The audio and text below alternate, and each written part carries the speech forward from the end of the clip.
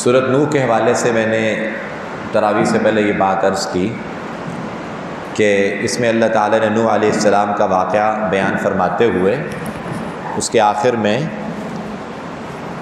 چند بتوں کا نام ذکر کیا، اور ولا یعوق ویغوث ولا ود ولا سواع ولا یغوث ویعوق ونسرا، یہ پانچ اللہ تعالیٰ نے بتوں کا تذکرہ کیا۔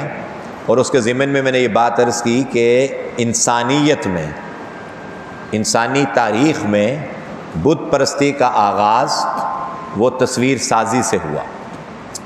اس حوالے سے اب یہ بات ذہن میں رہنی چاہیے کہ جب کوئی چیز معاشرے کے اندر بہت زیادہ عام ہو جاتی ہے تو بس اوقات اس کے عام ہونے کا یہ مطلب نہیں ہے کہ وہ جائز ہو گئی۔ میں اس کی مثال دیا کرتا ہوں کہ ہمارے بچپن میں، ہم لاہور میں رہتے تھے، اس زمانے میں کسی عورت کا بال کھول کر میک اپ کر کے باہر نکلنا بڑا معیوب سمجھا جاتا تھا، اور خواتین کے بیوٹی پارلر کھولنا شاذ و نادر ہوتے تھے۔ اور ہمارے ننیال کے علاقے میں بیوٹی پارلر کسی نے کھول دیا تو اس خاتون کے بارے میں اہل محلہ پریشان ہو گئے کہ اس کے بڑوں سے جا کے بات کریں کہ اس نے کیا چیز کھول لی ہے، جا کے بچیاں بند سنور کر پھر بے پردہ پھرا کریں گی۔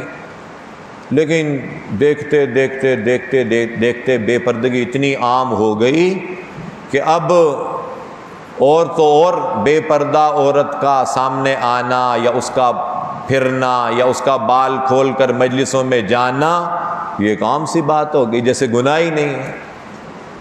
یہی حال ہوا تصویر سازی کا، کہ تصویر کے معاملے میں یہ سمجھا گیا کہ شاید تصویر تو ایک عام سی چیز ہے، موضوع چونکہ آج تصویر نہیں ہے لیکن معاشرتی موضوع ہے، اس لیے میں نے کہا کہ اس میں ایک دو باتیں عرض کر دوں، تفصیل انشاءاللہ العزیز ہمارا جو ہفتہ واری درس ہے اس میں کبھی انشاءاللہ کریں گے۔ دیکھیے، جہاں تک تعلق ہے تصویر کا، نبی اکرم صلی اللہ علیہ وسلم نے اتنی شدید وعیدیں اس پہ ارشاد فرمائی ہیں۔ ایک حدیث سناتا ہوں کہ آپ کا ارشاد ہے، اشد الناس عذابا یوم القیامت المصورون، کہ قیامت میں وہ لوگ جو شدید ترین عذاب میں ہوں گے، چھوٹا موٹا عذاب نہیں، شدید ترین عذاب میں ہوں گے، ان میں وہ لوگ بھی ہوں گے جو تصویریں بناتے ہیں۔ یہ آپ صلی اللہ علیہ وسلم کا ارشاد ہے۔ اور آپ کا ارشاد ہے، لا يدخل الملائکۃ بیتا فیہ کلب او جنب او تصاویر، کہ اس گھر میں رحمت کے فرشتے داخل نہیں ہوتے جس گھر میں کتا، جاندار کی تصویر اور ناپاک مرد یا عورت ہوتے ہیں۔ جنبی اختیاری ناپاک، ایک ہوتا ہے غیر اختیاری جو ہماری مستورات ہر مہینے ہو جاتی ہیں، اس کا نہیں، اختیاری طور پر غسل فرض ہوا یا کیا اور اس کے بعد نہا ہی نہیں رہا، ایسے منہ اٹھا کے بس پھر ہی جا رہا ہے، تو ان تین منحوس چیزوں کی وجہ سے رحمت کے فرشتے گھر سے نکل جاتے ہیں، کتا، تصویر اور ناپاک شخص۔ اب سوال یہ ہے کہ تصویر کسے کہتے ہیں؟ تصویر کسے کہتے ہیں؟ تصویر کے بارے میں نبی اکرم صلی اللہ علیہ وسلم نے شدید وعیدیں ارشاد فرمائیں، اور ظل، سایہ کسی چیز کا، اس کی اجازت مرحمت فرمائی روایات میں۔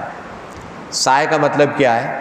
کہ جیسے آپ کسی چیز کو، عکس کسی چیز کا، جیسے آپ شیشہ رکھ کر آپ اپنے آپ کو دیکھ رہے ہیں، اس کو تصویر کوئی نہیں کہتا، اس کو کیا کہا جاتا ہے؟ عکس کہا جاتا ہے۔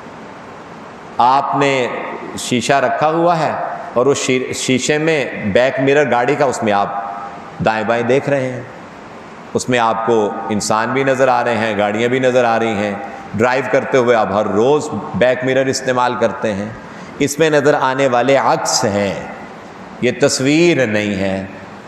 تو دو باتیں ہو گئیں، تصویر کبیرہ گناہ ہے، بلا ضرورت بنانا بھی اور بنوانا بھی، اس کی کمائی حرام ہے، اور عکس کی اجازت ہے، عکس کی اجازت ہے۔ لہٰذا جس چیز کو براہ راست دیکھنا جائز ہے اس کا عکس دیکھنا بھی جائز ہے۔ آپ اپنے آپ کو جو ہے اپنے بچوں کو، اپنے گھر والوں کو آنکھوں سے دیکھ سکتے ہیں تو آپ اس کا عکس بھی دیکھ سکتے ہیں۔ آپ شیشے میں اپنی اہلیہ کو دیکھ لیں، تیار ہو کے ڈریسنگ ٹیبل کے سامنے کھڑی ہو کر وہ تیار ہو رہی ہے، آپ بھی دیکھ لیں، آپ ہی کے لیے ہو رہی ہے، پہلے دیکھ لیں آپ، جائز ہے، کوئی منع نہیں ہے۔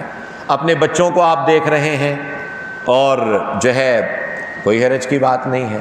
عکس تو جس چیز کو آنکھوں سے براہ راست دیکھنا ناجائز ہے اس کا عکس دیکھنا بھی ناجائز ہے۔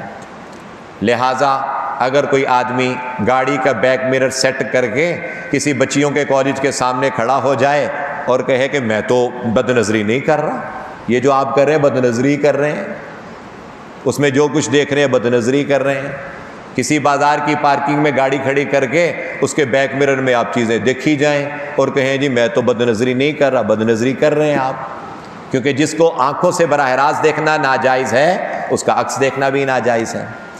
اب تیسری بات کہ کیا موجودہ جو ڈیجیٹل کیمرہ ہے، ہمارے موبائل ہماری جیبوں میں پڑے ہوئے ویسے ڈیجیٹل کیمرے، یہ سارے کے سارے کیا عکس ہے یا تصویر ہے؟ اب یہ بات آ گئی، تصویر کہیں تو حرام ہے اور اگر عکس کہیں تو یہی تفصیل ہے، جس کو دیکھنا جائز اس کا موبائل میں بھی امیج دیکھنا جائز، اور جس کو دیکھنا ناجائز آنکھوں سے براہ راست اس کی موبائل کے اندر امیج دیکھنا بھی ناجائز۔ اس کے بارے میں اہل علم کی دو رائے ہو گئی۔ ایک وہ بزرگ جن کے بارے میں آج شیخ صاحب نے مجھے اطلاع ان کی بھیجی، دارالعلوم دیوبند کے شیخ الحدیث تھے، ان کا کل انتقال ہوا، اللہ پاک ان کی مغفرت فرما دے، بہت بڑے عالم تھے دنیا میں۔ ان حضرات کی رائے یہ تھی، اور انڈیا کے اور کچھ حضرات کی، کہ موبائل کیمرے کے اوپر جو کچھ محفوظ ہوتا ہے یہ پکچر ہے، امیج نہیں ہے، یہ تصویر ہے اور یہ عکس نہیں ہے۔ لہٰذا جیسے ضرورت کے لیے تصویر بنانا جائز ہے، عام پرنٹڈ فوٹو، اسی طرح سے موبائل کے اندر بھی ضرورت کی پکچر آپ رکھ سکتے ہیں۔ لہذا پاسپورٹ کی تصویر، نوٹ کے اوپر ہیں جی بابا قوم کی تصویر ہیں جی، اور اس کے علاوہ باقی یہ تصویریں جو کہ ضرورت میں ہیں شناخت کے لیے، یا اب ظاہر ہے کہ میں نے بھی جیب میں ڈال کے تراویحیں پڑھائی ہیں کیونکہ واپسی بھی ہو سکتا ہے کوئی چیز خریدنی ہو، تو یہ تصویر ضرورت میں ہے تو اس کا استعمال جائز ہے۔ لہذا موبائل کے اندر بھی وہ تصویریں جو ضرورت میں ہے وہ جائز ہیں۔ ایک موقف تو یہ ہے۔ دوسرا موقف یہ ہے کہ موبائل کے اندر نظر آنے والی چیز یہ تصویر نہیں بلکہ عکس ہے، لہذا جس چیز کو ویسے دیکھنا جائز ہے اس کی تصویر بھی جائز ہے۔ لہٰذا اب آپ اپنے بیٹے کی تصویر امیج رکھ لیں موبائل میں، اور آپ کہیں سفر پہ جائیں تو اس کو دیکھ لیا کریں، کوئی بات نہیں۔ آپ کی اہلیہ ان کی ہے وہ اس کو آپ کو براہ راست دیکھنا جائز ہے، آپ ان کی کوئی پکچر اپنے موبائل میں رکھ لیں اور کبھی کبھار محبت کے ساتھ دیکھ لیا کریں، پھر فون کر کے کہیں کہ آج تمہیں تصویر دیکھ کے تم بہت یاد آ رہی ہو، جائز ہے، کوئی حرج کی بات نہیں۔ کیوں؟ اس لیے کہ ان کو براہ راست دیکھنا بھی جائز ہے۔ تو یہ دوسرا موقف ہے۔ 3 باتیں ہو گئی۔ چوتھی اور آخری بات، پھر ہم نے ایک جگہ جانا ہے اس لیے وقت تھوڑا ہے۔ چوتھی اور آخری بات، جو چیز جس کے اندر اہل علم کا اختلاف ہو جاتا ہے، کوئی کہتے ہیں جائز ہے، کوئی کہتے ہیں ناجائز ہے، مستند اہل علم کا، ایرے خیرے نتو خیرے کا نہیں، وہ تو آئے دن منہ اٹھا کے کوئی نہ کوئی آ جاتا ہے نئی بات، نئے شوشے چھوڑنے کے لیے۔ پہلے یہ شوشے چھوڑنے والے تھوڑے ہوتے تھے، اب زیادہ ہو گئے ہیں، ان کی تو ہم بات ہی نہیں کر رہے۔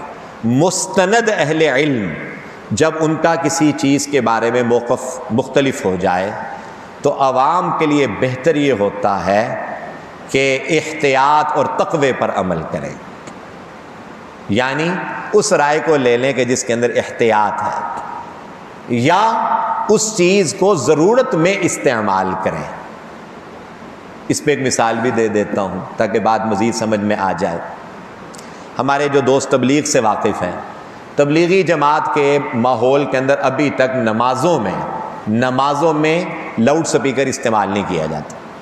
جو ساتھی تبلیغ میں کبھی گئے ہوں مرکز میں یا رائے گنج میں، اب وہاں پر نمازوں میں لاؤڈ سپیکر استعمال نہیں کیا جاتا، وہ اسی چوتھی بات کی وجہ سے ہے۔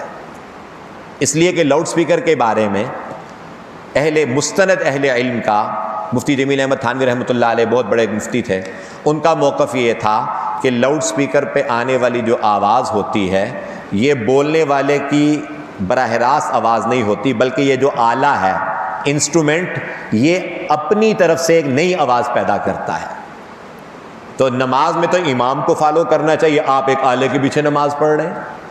جیسے کوئی ٹیپ ریکارڈ لگا دے، اس میں کوئی اللہ اکبر کہے، یہ بھی اللہ اکبر کر لے۔ کوئی ٹیپ ریکارڈ ہے نا، وہ سمیع اللہ لمن حمیدہ کہے، یہ بھی سمیع اللہ لمن حمیدہ کر کے کھڑا ہو جائے۔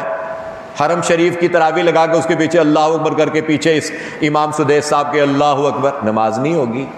تو جیسے اس آلے کے پیچھے نماز نہیں ہوتی، ایسے لاؤڈ سپیکر کے پیچھے وہ لوگ جن کے کانوں تک امام کی آواز جا رہی ہے ان کی تو نماز ہو جائے گی، ان کے پیچھے والوں کی نہیں ہوگی۔ رسول اللہ صلی اللہ علیہ وسلم کے زمانے میں 1.25 لاکھ صحابہ نمازیں کیسے پڑھتے تھے؟ مکبرین کھڑے کرتے تھے، حضور کی آواز کو سنتے تھے صلی اللہ علیہ وسلم، مکبر اس کو پھر آگے نقل کرتے تھے، یہ سنت ہے۔ اور دوسرے علماء کا موقف یہ تھا، نہیں، لاؤڈ سپیکر کے اندر جو آواز ہوتی ہے بندے ہی کی آواز اونچی ہو کے چلی جاتی ہے، لہٰذا جب آپ لاؤڈ سپیکر پر نماز پڑھ رہے ہیں تو اسی امام کی آواز ہی کو فالو کر رہے ہیں، لہٰذا نماز جائز ہے۔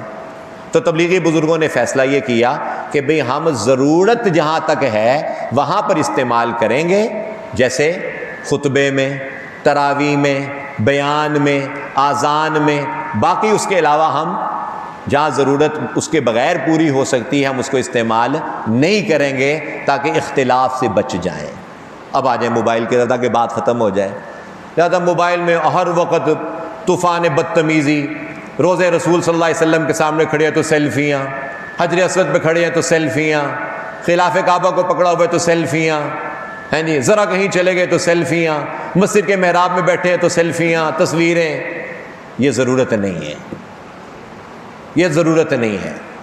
اس سے دین کا مذاق بن رہا ہے۔ لوگ سمجھتے ہیں کہ مولوی کبھی کچھ کہتے تھے، اب ان کا کیمرے کے بغیر گزارا ہی نہیں ہوتا، ہر وقت کیمرے کے سامنے رہتے ہیں۔ ضرورت تک محدود رکھیں اس کو، اس لیے کہ بہت بڑے اہل علم کی رائے یہ ہے کہ یہ تصویر ہے، یہ تصویر ہے۔ تو ایسی صورتحال کے اندر ہاں جہاں ضرورت ہے وہاں استعمال کر لیں۔ جہاں آپ نے کوئی ایسی کوئی بات کسی تک پہنچانی ہے، جہاں دین کی ضرورت ہے، تجارت کی کوئی ضرورت ہے، معاشی ضرورت ہے، آپ میٹنگ کرنا چاہتے ہیں اپنے پارٹنرز کے ساتھ، آپ ویڈیو کال کر لیتے ہیں، جائز ہے کیونکہ ضرورت میں ہے۔ سمجھ آ رہی بات؟ آپ اپنے کسی عزیز و قارب سے بات کرنا چاہتے ہیں، لاک ڈاؤن کی وجہ سے 3 مہینے ماں نے بیٹے کو نہیں دیکھا، تو آپ نے کہا کہ امی جان اب بڑے بھائی صاحب کو دکھا دوں، آپ نے امی جان کو واٹس ایپ پہ ویڈیو کال کروا دی، ضرورت ہے، جائز ہے۔ لیکن ایسے ہی خام خواہ ہر وقت جناب ویڈیو بناتے رہنا، تصویریں بناتے رہنا اور امیجز بناتے، موبائل کی میموریاں بھری ہوئی ہیں فضولیات سے، یہ کوئی ضرورت نہیں ہے۔ اس لیے ہم اپنی کم از کم دینی مجلسوں کو ان چیزوں سے خالی کریں، حرمین شریفین کے تقدس کو بحال کریں۔ میں تو کبھی کبھار سوچتا ہوں کہ یہ جو کرونا جو ہے نا، یہ شاید ہماری کرتوتوں کا نتیجہ ہے۔ ہم نے کتنی بے ادبی کی ہے بیت اللہ کی، کتنی بے ادبی کی ہے اللہ کے رسول صلی اللہ علیہ وسلم کے روزے کی۔ لوگ کیفیات بنا کے ساری زندگی جس شخصیت کا نام سن سن کے اور ان کی محبت میں آنسو بہاتے رہے، آج ان کے روزے پہ آئے ہیں اور آپ سے اگلے صاحب وہ ویڈیو بنا رہے ہیں، آپ کی ساری کیفیت ختم ہو جاتی۔ اب اپنے آپ کو بچائیں کہ رسول پاک صلی اللہ علیہ وسلم کے سامنے، آپ کی جالی کے سامنے محبت کے ساتھ درود شریف پڑھیں۔ تو اس لیے کم از کم اپنی دینی مجلسوں کو ہم جو ہے وہ اس سے پاک کریں، اور دنیا میں بھی جہاں ضرورت ہے اتنا استعمال کریں۔ ایسا نہ لگے کہ یہ بیچارہ اس کا تو ویڈیو اور کیمرے کے بغیر گزارا ہی نہیں ہے، یعنی شکر ہے واش روم میں ساتھ ویڈیو لے کر نہیں جاتا، ورنہ تو ہر چیز کی ویڈیو بن رہی ہے۔ تو اس لیے یہ بس وہ سورۃ نور کے اندر چونکہ تصویر کی تھوڑی سی بات آئی، میں نے کہا ایک معاشرتی موضوع، اللہ پاک ہمیں دین کی سمجھ نصیب فرمائے اور دین میں اللہ تعالیٰ میں تقوی کے ساتھ زندگی گزارنے کی توفیق نصیب فرمائے۔